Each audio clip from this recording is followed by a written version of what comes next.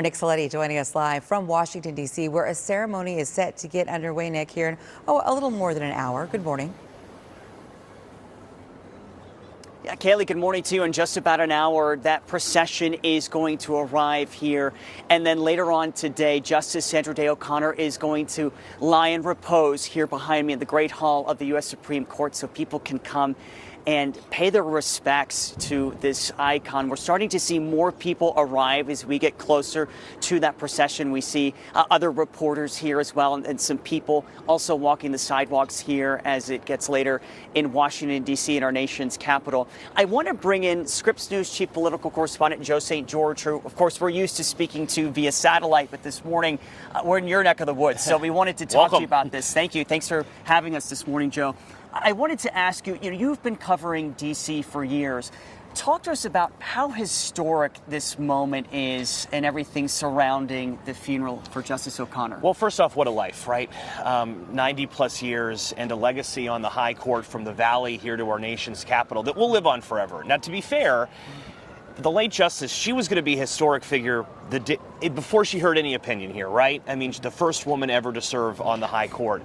But that wasn't, in my opinion, her most remarkable accomplishment to the legal world of the United States. You're talking about nearly 25 years on the bench. You're talking about 365 for opinions. 114 times she was the majority swing vote. So she wasn't just a historical figure because she was the first woman. She was a consequential figure, from things like affirmative action to abortion. And that is her legacy that will be taught about in law schools in Arizona and around the country for decades and centuries to come. Yeah, at my grad school, we had a special unit on Justice O'Connor and the legacy she leaves behind as a jurist, as a judge. But you mentioned something very important.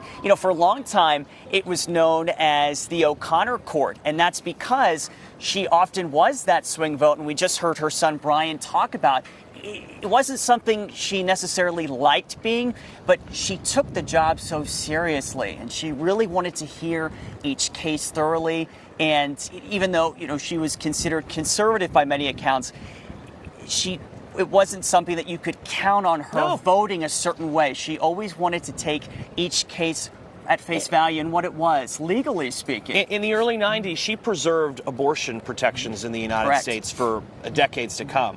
She preserved affirmative action protections in many states for decades to come. She was a swing vote who very much confirmed George W. Bush as the president after the consequential and controversial 2000 election. But we were talking off camera before we came on here. There is a part of her legacy that I think a lot of people in Washington are wondering, will it ever come back, or is this a part of D.C. that is gone forever? For instance, she used to host a lot of cocktail parties, dinner parties with Democrats and Republicans, people gathering in the same room who don't share a lot of their beliefs. There's not a whole lot of those cocktail parties still going on in our nation's capital.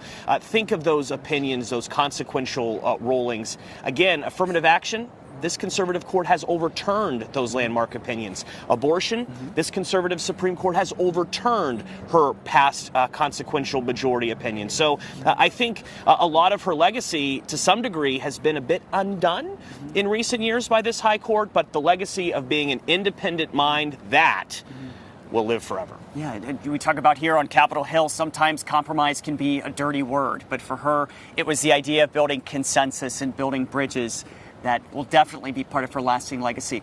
Joe St. George, our Scripps chief political correspondent. Joe, thank you. It's a somber day, but a special day. Yeah, of course, we would rather be with you in better circumstances, but thank you, as always, for giving us your insight and letting us know how you feel this morning. Good to see you. Thank you, Joe. Yeah, so again, this morning in about an hour or so, the procession is going to arrive with Justice O'Connor, where she's going to lie in repose. So coming up in our next half hour, more with her son, Brian O'Connor, and talking about Justice O'Connor as a mom and that part of her life. We're getting a special look at that coming up.